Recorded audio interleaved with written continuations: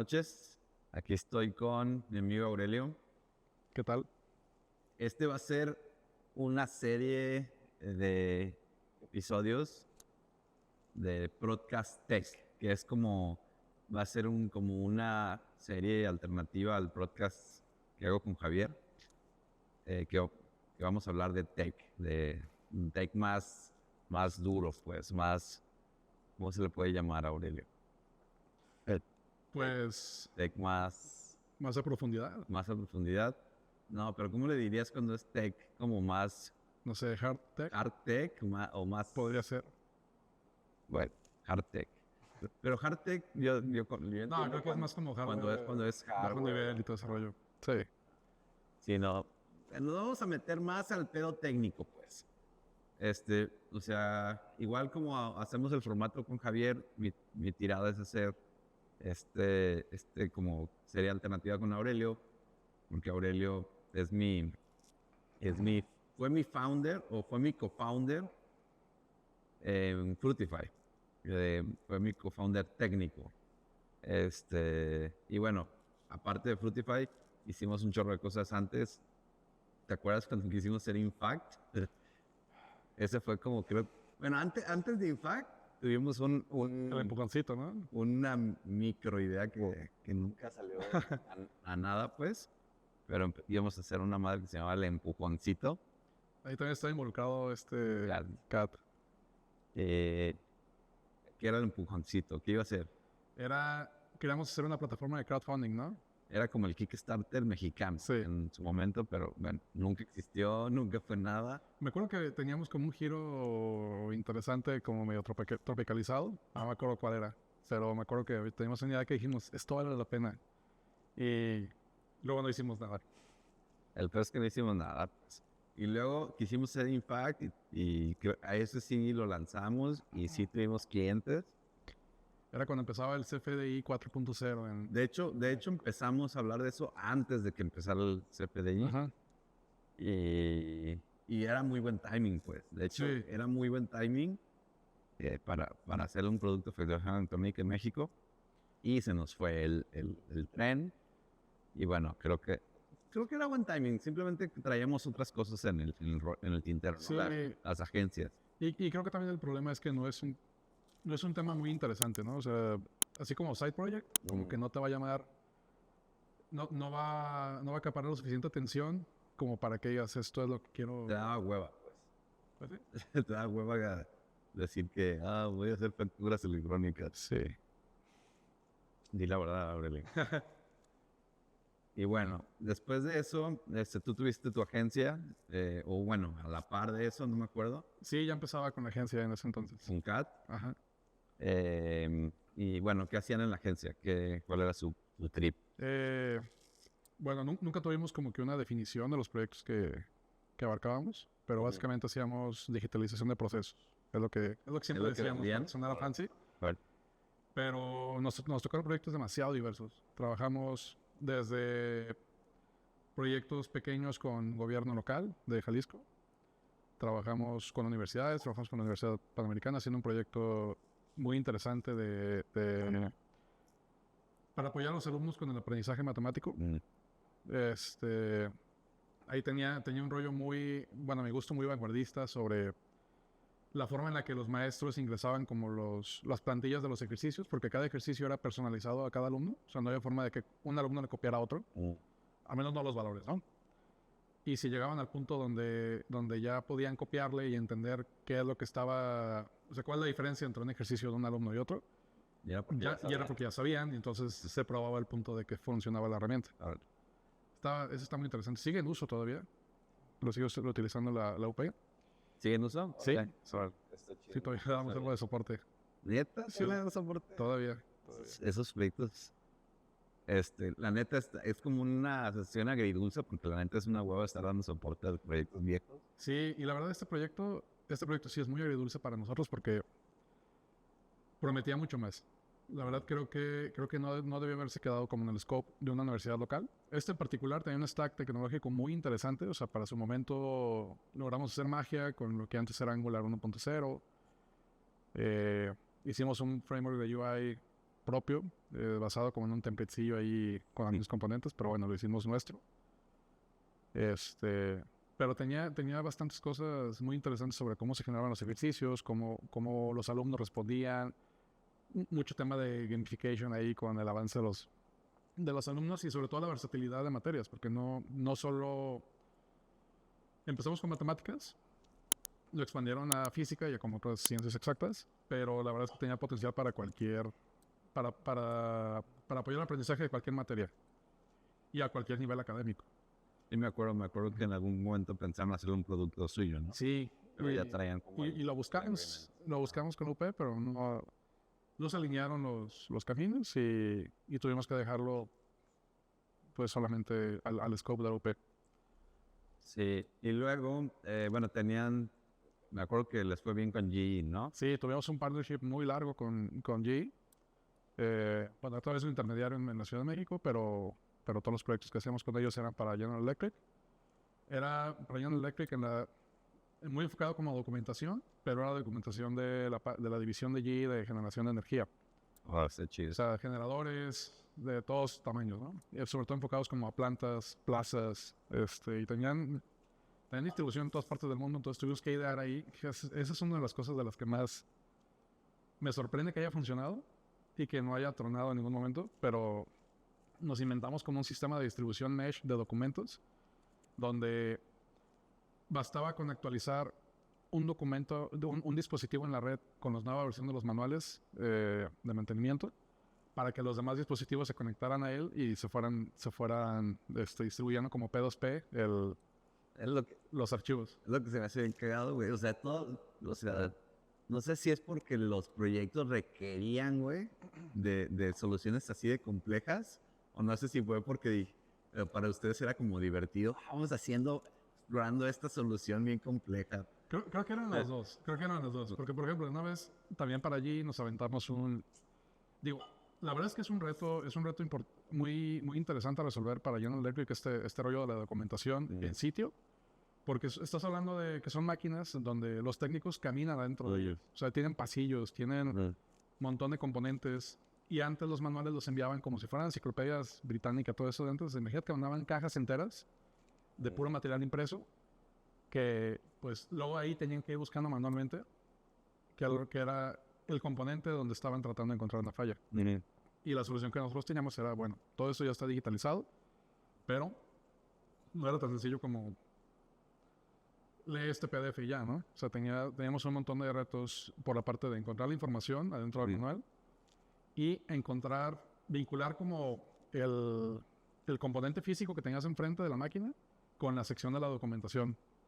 Y, por ejemplo, para eso metimos cuando estaban de moda los QRs y todo ese rollo, cuando apenas empezaba a estar de moda, metimos unas plaquitas QR en cada como componente grande, bueno, no sé cómo qué hacía que fuera un componente diferente uno a otro, pues, pero imagínate que fueran diferentes pasillos dentro de una máquina y cada uno tenía como un código QR donde lo escaneabas y no te mandaba, como solía hacerse en los códigos QR, que te mandaban a una URL y de la URL se obtenía contenido y ya te mostraba algo. Acá él requería, como las máquinas estaban completamente aisladas electromagnéticamente de todo el exterior, no había ninguna conexión a internet.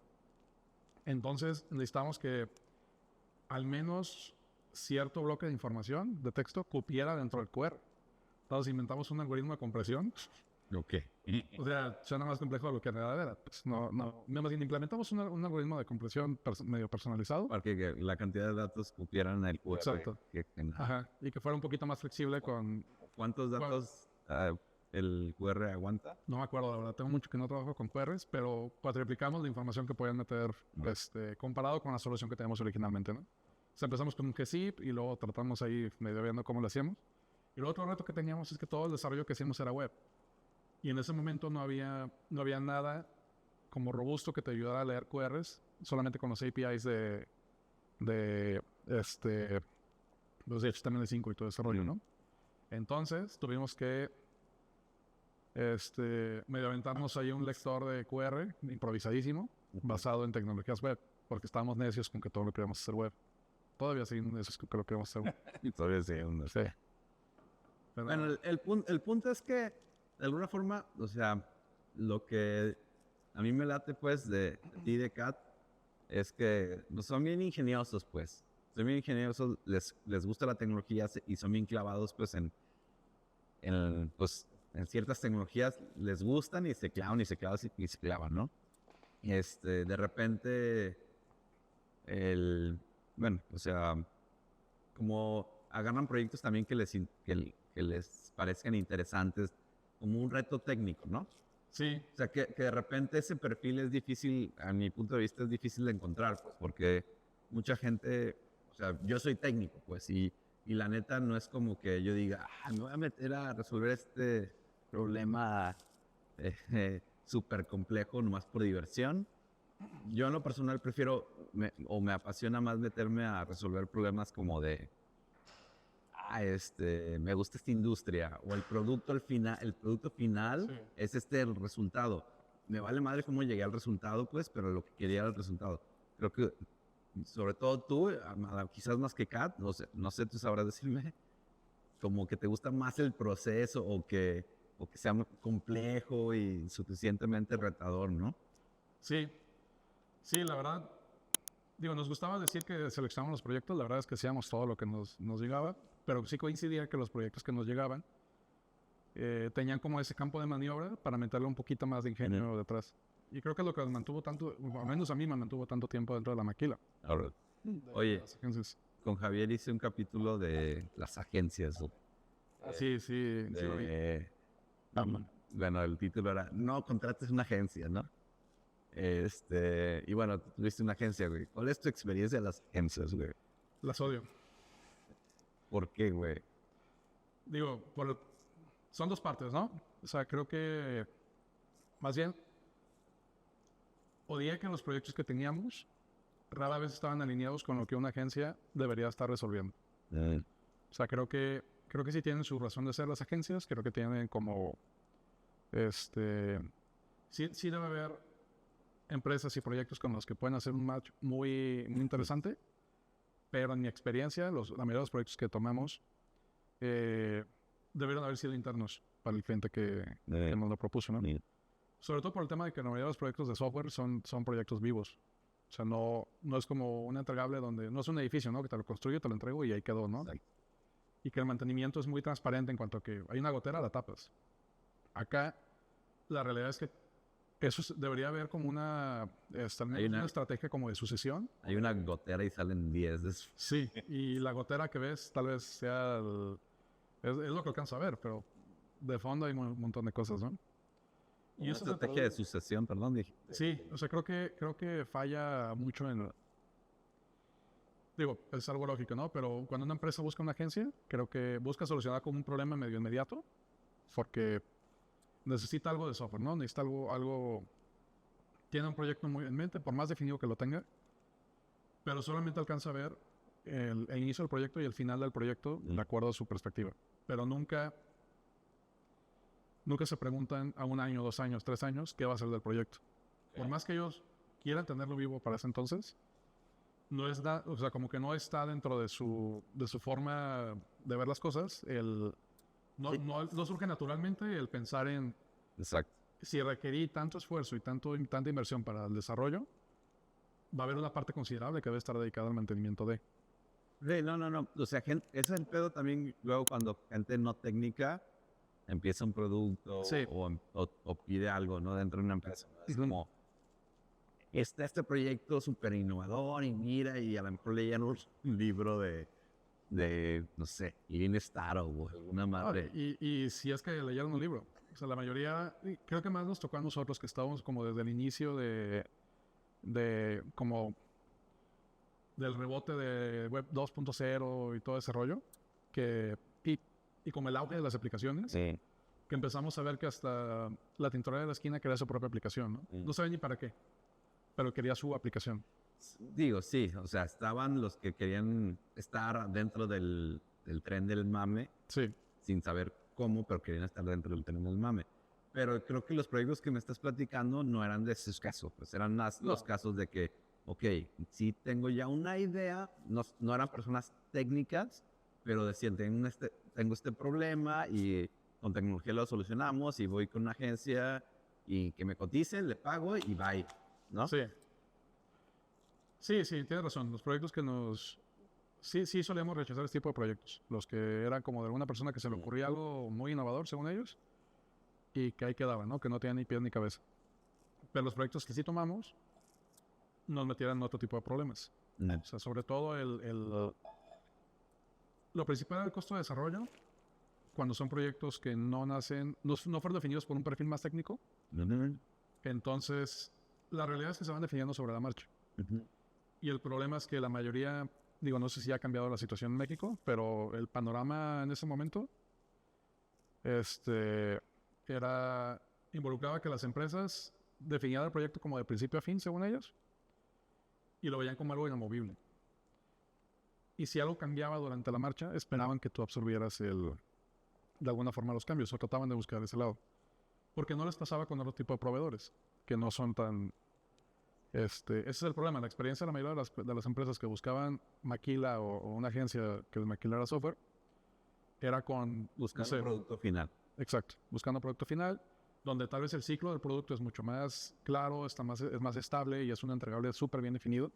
Pero en el caso del software, pues no era así, y a muchas empresas les costó bastante. A nosotros nos daba... De repente daba tristeza. Triste. Pues, bueno, sí es como... ¿Qué te da tristeza, güey? Pues sí da tristeza, güey. ¿Qué te da Sí da tristeza? güey. Que entregas un proyecto que se le invirtió muchísimo tiempo para elaborarlo y sabes que lo que entregas, por más que esté funcionando técnicamente perfecto, no se va a terminar usando. Di nombres. Di no.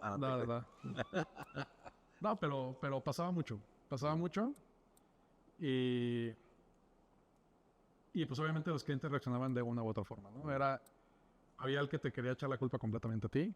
Tuvimos algunos clientes Tuvimos un cliente que... Di nombres. Tuvimos un cliente que quiso hacer una red social donde la definición del producto fue completamente de ellos. Todo estuvo en control de ellos. Nosotros, literal, solamente maquilábamos lo que nos decían.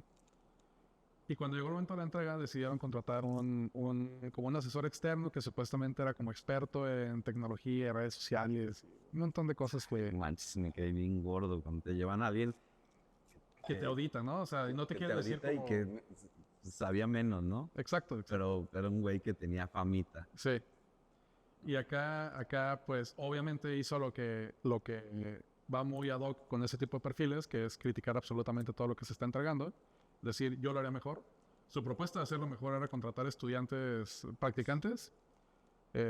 Según él, tenía acceso como a 100 programadores que iban saliendo apenas de la carrera, que lo iban a hacer todo gratis porque era su pasantía y un rollo así. Y pues este cliente total se nos volteó de cabeza y dijo, esto que nos entregaste no nos sirve. Pero la realidad es que todo estaba de acuerdo al contrato, todo estaba de acuerdo a lo que nos habían pedido, y pues al final no pasó nada, porque No tenemos la evidencia de... Exactamente. Pelearlo. Pero sí da coraje y tristeza, porque a ese proyecto le invertimos demasiado tiempo. Logramos implementar un montón de cosas que en su momento no era común ver en aplicaciones web empaquetadas para móviles. Y pues nunca vieron los del día. O sea, ese esfuerzo tirado a la basura. De los dos lados. De los dos lados. Y bueno, y al final, o sea, tú del lado de la agencia lo vives bien cañón. Yo también lo viví un chingo, ¿no? Tal cual esos ejemplos, tengo 2, 3, 4 nombres en la cabeza. A ver, dilos tú. Pero, también es un pain para los clientes, o sea, también es un pain del lado de ellos, pues, o sea, y no tienen, o sea, sí tienen la culpa, pero con razón, pues, o sea, porque nadie les enseñó cómo hacer un producto o cómo empezar, y pues simplemente tomaron la acción y digo, al final, no había quizás ni siquiera suficiente contenido en línea como para aprender o para saber cómo, ¿no? Quizás, ¿no? A lo mejor sí, pero pues no era tan conocido. Pero el tema es que de los dos lados hay pedos, pues. Claro. Y bueno, el approach que yo platicaba con Javier el otro día, del lado de ellos, creo que hubiera sido más como decías, un proyecto interno, pues. Traer a alguien que voy a contratarlo y empezar a desarrollar internamente el producto. Quizás contrato a Aurelio y a Kat para que vengan a hacerme recomendaciones, para que vengan a planear con la persona que contraté, a lo mejor para que lo coachen, pero no para que ellos se hagan cargo a largo plazo. Ahí yo creo que está la falla, pues. Sí. Que sí pierden el ojo de, este no es un proyecto que tiene fin y ya, ¿no? Es algo que, como dices, está vivo y si quieres que siga funcionando y que te dé valor hacia adentro, como infinitamente o mucho, y que siga creciendo, pues sí, creo que ahí se les va el patín, ¿no? Sí. Y son cosas que no ven y creo que es esperable que no lo vean. Exacto. Pero, digo, nos pasó también. El problema es que luego no escuchan estas necesidades. Tú se lo dices, o sea, ya tuviste la experiencia con 2, 3 proyectos que pasa eso. Entonces llega el siguiente y a veces hasta con el mismo cliente. Claro. Y le dices, a ver, pero para este proyecto necesitas ya tener esto, porque si no tienes esto va a pasar lo mismo que los otros dos. Dice, no te preocupes, claro que sí, lo hacemos. Y al final termina siendo la misma bolita de nieve donde solamente se vuelve algo que soportar de tu parte. Y a veces también tienen la culpa otras agencias que sí los toman y sí lo hacen con el fin de vender y con el fin de, no, sí, es que nosotros y la. Y muchas veces también, dos cosas. Uno, malbaratan su chamba. A veces, y yo lo llegué a hacer, pues el malbaratar mi chamba con tal de, bueno, ya quiero que esté contento y le voy a hacer los cambios que me pide y la. Y eso después hace que, tal agencia me lo hizo y yo quiero que tú también me lo hagas, ¿no? Y se vuelve todo un... Sí, es una bola de nieve y afectas al siguiente en la línea, ¿no? Que es la siguiente agencia que va a tratar con esos clientes. Pero bueno, el tema de las agencias ya creo que... ¿Ya lo habían hablado mucho? Ya, sí, bueno, es que es uno de mis temas favoritos y desahogarme respecto a mi experiencia de agencia. Pero algo que mencioné en el capítulo es que yo lo platicaba contigo, pues, cuando iban a empezar, yo les decía, güey, no pongan una agencia por esto y por esto. Y ustedes, nah, sí. Pero, ¿sabes qué? Lo que al final, o sea, lo que nosotros al final nos alejó de la agencia no es tanto la mala paga o el soporte infinito. Bueno, lo que yo les decía. Fue el que no nos llenaba ese tipo de proyectos. Bueno, aparte, pues. O sea, porque no son proyectos tuyos, son proyectos de alguien más, que a alguien más se le ocurrió, que alguien más se va a quedar, quizás alguien más va a rentabilizar. Digo, no me molestaba tanto eso. A mí sí me molestaba mucho el qué va a ser del entregable. Ok. Y me tocó verlo que pues moría a los 6 meses, 1 año, y ya no se seguía usando. No me importaría, o sea, porque aparte decía, bueno, a mí me gustaría haber tenido un proyecto de esos exitoso. O sea, decir, ¿sabes qué? Hicimos esta red social, se llevó a término, y ahora es una de las redes sociales más usadas, ¿no? De este tema en particular que atendía. O... Digo, por ejemplo, eso sí lo tuvimos con los proyectos de G. Esos proyectos de G siguen usándose hasta la fecha. Con la tecnología, la misma tecnología, la misma deuda técnica que le metimos, todo, ahí sigue. Sí. Pero al final, o sea, nuestra experiencia era algo que nos permitía tener o sea, tuvimos bien a nuestros empleados, les ofrecíamos bastantes prestaciones. O sea, todo estuvo muy bien como el proceso. Sí. O sea, les fue bien también dentro del... Dentro de lo que pudo haber sido, nos fue muy bien. Sí. Fue muy bien. Oye, pero bueno, el tema de este episodio era como platicar un poquito de por qué estamos haciendo como esta serie separada, ¿no? Y bueno, creo que uno es que mucha gente no le va a interesar el tema técnico tan complejo, ¿no? De repente hay gente que no le late tanto, pues, o se aburre más en el tema como técnico y se lo va a mandar a su programador. Mira. Como para sentirse como que están ahí.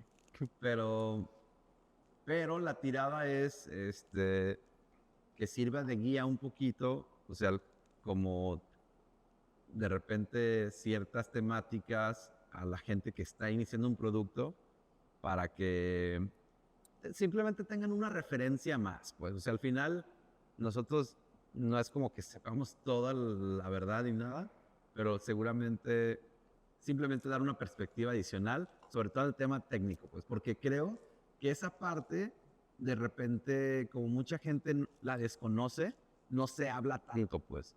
Y como también de repente es más aburridona, la gente como que dice, no, no me gusta.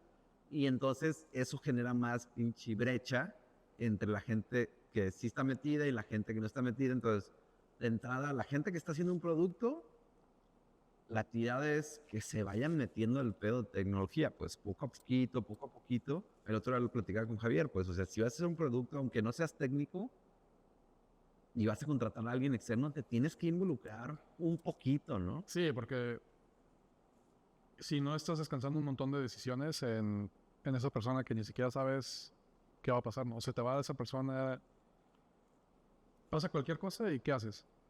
Y no quiere decir que tú lo programes, pues, Exacto. pero sí que tengas el know-how general de qué tecnología usamos y por qué, qué puedo hacer si esta tecnología ya no va a ser, o si se me cae mi servidor, ¿qué hago? ¿Cómo le hago? O sea, que tengas como una base al menos te sirve. Y bueno, esa es la intención de esta serie de Broadcast Tech, que sirva como para que la gente pueda como venir y de repente ver algún tema que tenga que ver con alguna tecnología en particular o algún tema técnico en particular y que pueda como empaparse un poquito, ¿no?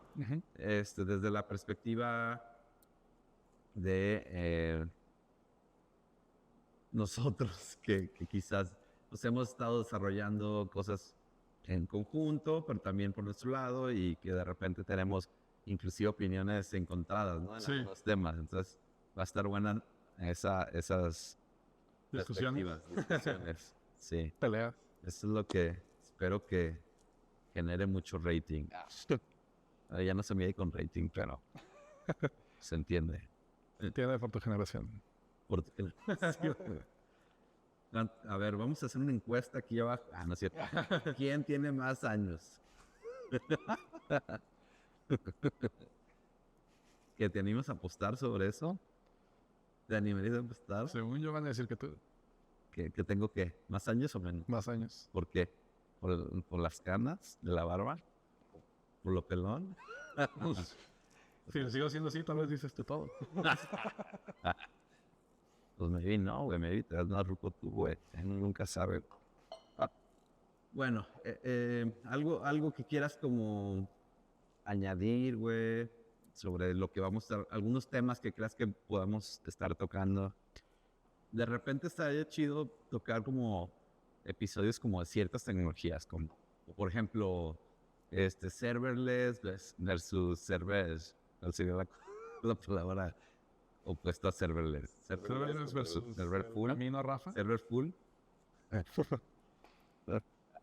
O sea, bueno, ya entraremos en temas, pues, en temas. No, y es que, o sea, esa es una discusión interesante porque ni siquiera yo creo que una de las dos es la respuesta. De ver. O sea, yo creo que debe usarse la mejor herramienta, la herramienta que mejor uses para el objetivo que tengas, ¿no? Y Sí. igual y puede ser tener una computadora prendida en tu oficina 24/7 de servidor de base de datos. Claro que no, Aurelio. Sí puede ser. Por ejemplo, para todo este rollo de AI, es una de las opciones que hemos contemplado nosotros. Okay. Tener un modelito corriendo ahí local que te puede salir mucho más barato que estar pagando los costos de API de OpenAI. No sé. Es una opción, es algo que puede pasar. Ok. Pues sí. O sea, sí, al final estoy de acuerdo que 100% depende del caso específico de tu producto, de tu industria, del alcance que tienes, de la gente que tienes, desde developers, desde gente técnica, desde contactos, advisors o lo que sea, y hasta lo que tú sabes, ¿no? Previo, ¿no? O sea, al final lo que tú sabes sí pesa un buen, versus algo nuevo que no sabes los problemas que te puedes llegar a enfrentar. Sí. Y si es algo viejo que más o menos conoces, de repente pesa en ciertos proyectos, ¿no? Pero bueno, eso lo estaremos platicando ahí como con más detalles. Pues vamos a cerrar este episodio 1 de Broadcast Tech. Y pues nada, o sea, a ver qué show, a ver cómo nos va, güey. Es difícil por este pedo como de que si hay mucha gente que escucha algo técnico que no entiende y pum, se va. Entonces sí es más como de nicho, ¿no? Sí, Pero vamos a tratar de hacerlo menos pesado. sí, me gustaría que fueran, no, o sea, temas no tan... Creo que no hay muchos temas que podemos tocar que no es necesario llevarlos tan a profundidad. De forma que le puedan servir como a los dos perfiles, ¿no? Como alguien más técnico que le pueda interesar como lo que toquemos ahí. Y ya de agarrar para aprender por su cuenta. Tanto a perfiles no tan técnicos que puedan estar como interesados en, hablaron de AI, hablaron de este rollo. Y que se den una empapada como de qué se tratan menos. O sea, me gustaría como que fuera por los dos lados. Sí, yo estoy de acuerdo, como tratar como de cubrir la gente que sí sabe, que quiere saber más, o que quiere meterse más en un tema, o que quiera como escuchar una perspectiva, tanto a la gente que está un poquito más de afuera para que se vaya metiendo poco a poquito, ¿no? Entonces, pues bueno, esperemos que la gente lo agarre de buena manera. Pues chido, Aurelio. Ahí nos estaremos viendo. Muy bien.